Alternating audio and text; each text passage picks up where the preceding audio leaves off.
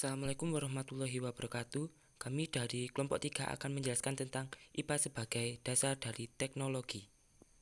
Assalamualaikum warahmatullahi wabarakatuh.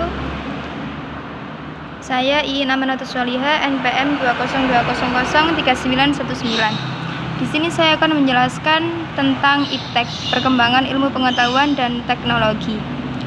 IPTEK yang sangat pesat mengakibatkan banyak perubahan di segala bidang. Perkembangan tersebut melahirkan masalah dan tuntutan yang baru. Tenaga manusia yang berkualitas dan berkemampuan tinggi dalam bidang IPTEK diperlukan bagi bangsa Indonesia yang masih menghadapi krisis ekonomi. Berbagai usaha ditempuh untuk meningkatkan kualitas dan mutu pendidikan dengan tujuan dapat mengimbangi kemajuan ilmu pengetahuan dan teknologi. Salah satu masalah penting yang dihadapi dunia pendidikan itu sendiri ataupun di kalangan masyarakat pada umumnya adalah mutu pendidikan. Selanjutnya, ilmu dalam bidang IPA dan pemanfaatannya.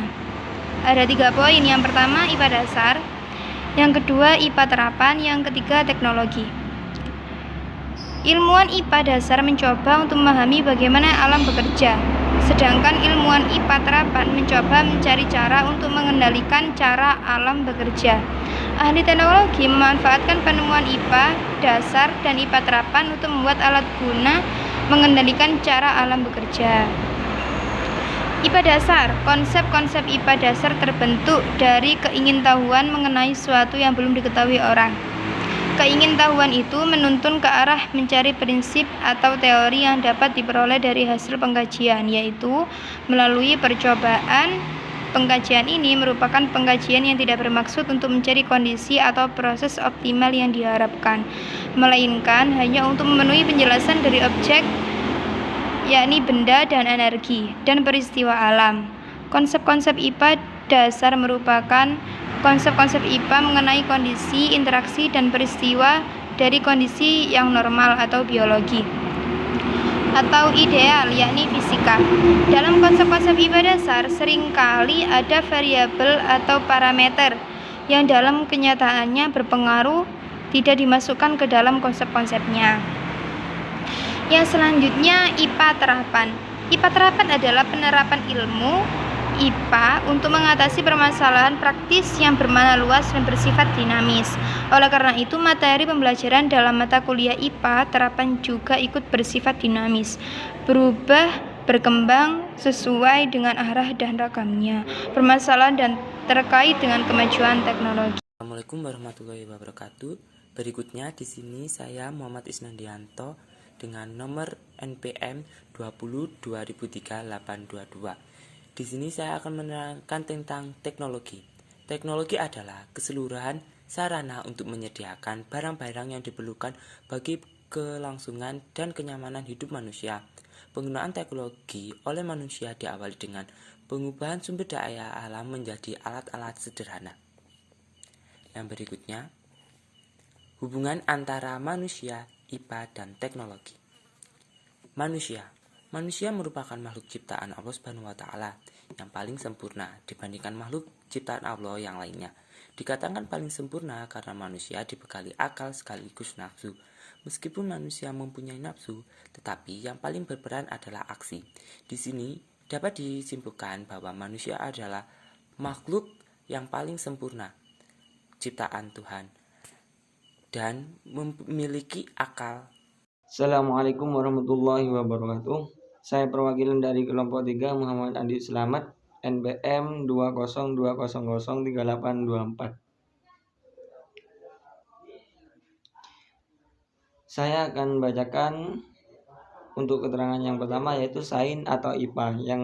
Yang dimaksud sains merupakan bagian dari himpunan informasi yang termasuk dalam pengetahuan alamiah dan berisikan informasi yang memberikan gambaran tentang struktur dari suatu sistem serta penjelasan tentang pola laku sistem tersebut. Sistem yang dimaksud dapat berupa sistem alami maupun sistem yang merupakan rekaan pemikiran manusia mengenai pola laku hubungan dalam tahanan kehidupan bermasyarakat. Nah, kita dapat mempelajari sains dari alam semesta yang dimulai dengan bertanya kepada alam atau mengajukan pertanyaan-pertanyaan tentang alam. Untuk yang kedua, teknologi. Teknologi merupakan bagian dari himpunan informasi yang termasuk dalam pengetahuan ilmiah yang berisikan informasi preskriptif mengenai penciptaan sistem-sistem ciptaan tersebut. Penggunaan teknologi bertujuan untuk memudahkan segala aktivitas yang berkaitan dengan efisien, waktu, dan tenaga. Aktivitas yang berkaitan dengan efisien, waktu, dan tenaga.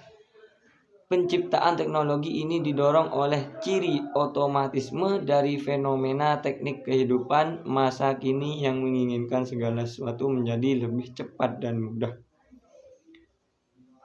Untuk yang ketiga, teknologi terbagi menjadi 3. Yang pertama, teknologi komunikasi. Untuk yang kedua, teknologi informasi. Dan yang ketiga, bioteknologi. Nah, yang keempat, hubungan manusia, sains, dan teknologi.